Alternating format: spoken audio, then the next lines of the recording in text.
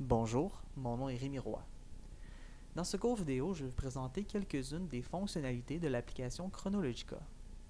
Ce que vous voyez présentement à l'écran, c'est la page d'accueil de l'application.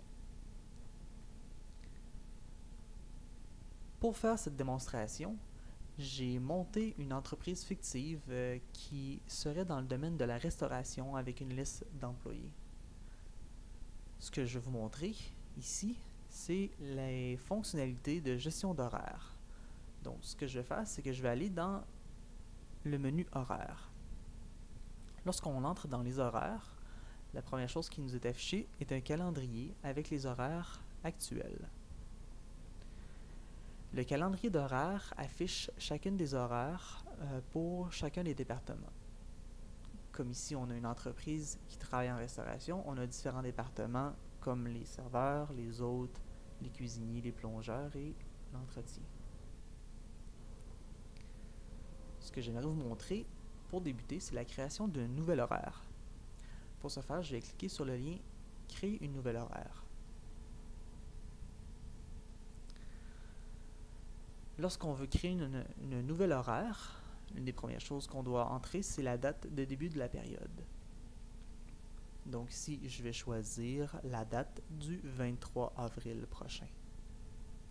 Ensuite, je choisis la date, je choisis le département qui correspond à celui pour lequel je vais faire les horaires.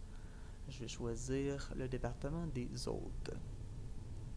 J'ai la possibilité d'utiliser seulement les employés qui font partie du département des hôtes. Chacun des employés a la possibilité d'être classifié selon les départements dans lesquels ils travaillent usuellement. Donc je vais cliquer ici sur cette case pour utiliser seulement ces employés. J'ai la possibilité d'ajouter un message pour cet horaire qui va être affiché entre autres sur le format imprimé de l'horaire. Le cœur de l'horaire est situé ici. Il s'agit de l'endroit où est-ce qu'on peut ajouter les employés, ajouter leur plage horaire et ajouter éventuellement un petit message qui pourrait indiquer différentes informations. Dans ce cas ici, je vais choisir Florence Fortin comme premier employé de cet horaire.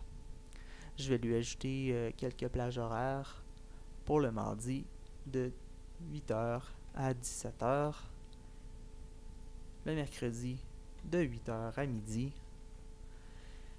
et je vais lui ajouter une deuxième période pour le mercredi. Pour ce faire, je vais cliquer sur le bouton plus ici, puis je vais pouvoir lui ajouter une deuxième plage horaire pour la même journée de 13h à 17h.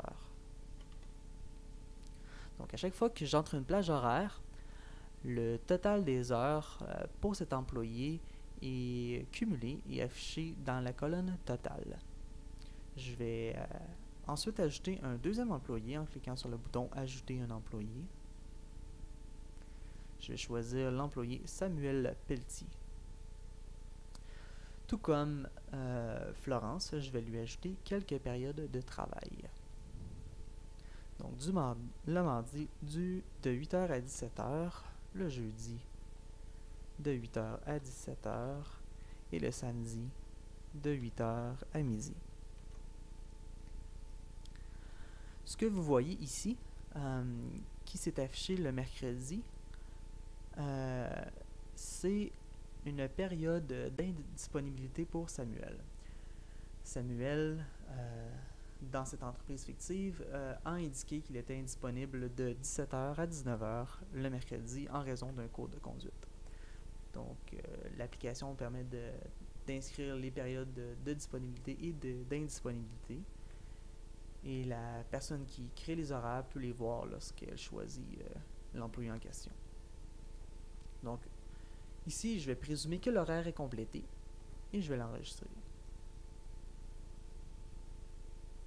Donc, une fois l'horaire enregistré, elle s'affiche dans le calendrier des horaires que l'on a vu tout à l'heure. Si je retourne dans mon horaire pour la modifier, je peux retourner modifier des plages horaires, mais ce que j'aimerais vous montrer ici, c'est la possibilité d'imprimer les horaires. Donc, si je clique sur le bouton « Imprimer », l'application génère un document PDF qui affiche la semaine en question, le département, la liste des employés ainsi que les plages horaires qui ont été indiquées. Ce genre de document-là peut être imprimé puis affiché dans les locaux de l'entreprise ensuite. Voilà, un bref aperçu des fonctionnalités de l'application Chronologica. Pour plus d'informations, rendez-vous sur le site internet de r2logica.com.